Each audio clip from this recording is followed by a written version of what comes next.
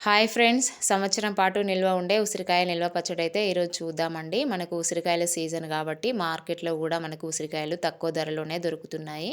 నేనైతే ఇక్కడ 1 కేజీ ఉసిరికాయలను తీసుకొచ్చి మంచిగా కడిగి క్లాత్‌తోని తుడిచి ఇట్లా ఫ్యాన్ కిందనైతే ఆరబెట్టిన. మనకెక్కడ గూడా ఇక్కడ తడి లేకుండా అయితే ఉసిరికాయలన్నిటిని గూడా ఆరబెట్టుకోవాలి. ఇవి ఆరిన తర్వాత వీటిపైన చారలు ఉంటాయి గదా! ఆ చారల పైన మనం చాకుతో అయితే ఇట్లా ఘాట్లు పెట్టుకోవాలి. ఇట్లా ఘాట్లు పెట్టుకోవడం వల్ల మనకు ఉసిరికాయను ఫ్రై చేసినప్పుడు మంచిగా ఫ్రై అయితది. లోపల వరకు గూడా మంచిగా ఉడుకుతుందనమాట. అండ్ ఇంకొకటి ఏంటిదంటే మనము వేసే కారము, ఉప్పు అట్లనే మసాలాలు గూడా వక్కకు మంచిగా పట్టి మంచి టేస్ట్ అయితే ఉంటాయి. కాబట్టి అన్ని కాయలకైతే ఇట్లా ఘాట్లు పెట్టుకొని మనము రెడీగా అయితే పెట్టుకోవాలి. ఇప్పుడు 1 కేజీ ఉసిరికాయలకు మనం మిగతా ఇంగ్రీడియెంట్స్ ఎంత తీసుకోవాలో అయితే చూద్దాము. నేనైతే ఇక్కడ 150 గ్రాముల వెల్లుల్లి అయితే తీసుకున్నా. మీరు 100 గ్రామ్స్ తీసుకున్నా సరిపోతది.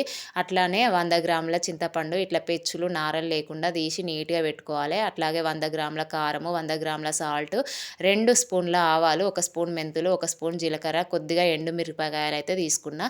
ఇప్పుడైతే వాటర్‌ని మంచిగా మరగబెట్టి ఇట్లా చింతపండు మునిగేదాకా పోసి దీన్నైతే నానబెట్టుకోవాలి. అట్లనే మనము ఆయిల్ అయితే వేడి పెట్టుకుందాము. ఇప్పుడు ఆయిల్ మంచిగా వేడయ్యేలోపు కొన్ని వెల్లుల్లి అట్లనే కొంచెం జీలకర్ర తీసుకొని ఇట్లా కచ్చా పచ్చా అయితే ఇట్లా మిక్సీ చేసి అయితే పక్కన పెట్టుకోవాలి.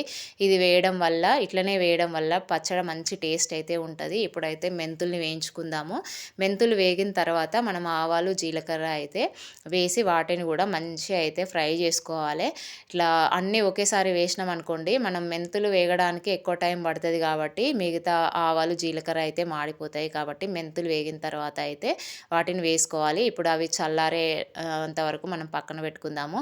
మనకు ఆయిల్ కూడా వేడైపోయింది కాబట్టి మనం ఉసిరికాయలనైతే ఇప్పుడు ఫ్రై చేసుకుందాము. ఉసిరికాయలనైతే మంచి గోల్డెన్ బ్రౌన్ కలర్ వచ్చేంత వరకైతే మనం ఫ్రై చేసుకోవాలి.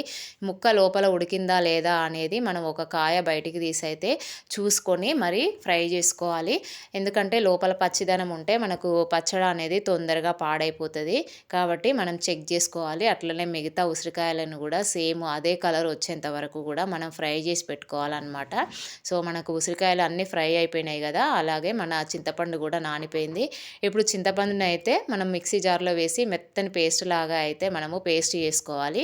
ఆ తర్వాత ఒక బౌల్‌లో కొద్దిగా ఆయిల్ వేసి మన పులిహోర పులుసు ఉడికించినట్టుగా అయితే మనం దీన్నైతే మంచిగా ఆయిల్ పైకి తేలేంత వరకైతే ఉడికించుకోవాలి.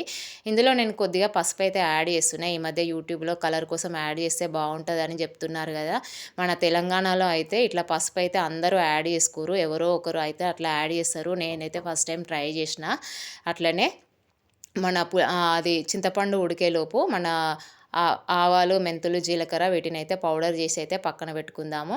మనం అదే ఆయిల్‌లో కొన్ని శనగలైతే వేస్తున్నాను. అట్లనే కొన్ని వెల్లుల్లి దంచి వేసిన, కొన్ని వెల్లుల్లి అట్లనే ఏసిన, అట్లాగే ఎండుమిరపకాయలు, ఆవాలు, జీలకర్ర అయితే పోపు వేసిన. ఇప్పుడు ఆయిల్ మనం చల్లారేలోపు మనం ఫ్రై చేసి పెట్టుకున్న ఉసిరికాయ ముక్కలలో మనం ముందుగా గ్రైండ్ చేసి పెట్టుకున్న వెల్లుల్లి, జీలకర్ర పేస్టు, అట్లనే ఉప్పు, కారము, అట్లనే ఆవాలు, జీలకర్ర, మెంతుల పొడి ఇవన్నీ వేసి మంచిగా అయితే ముక్కలకు పట్టేలాగా మనం కలిపి పెట్టుకోవాలి.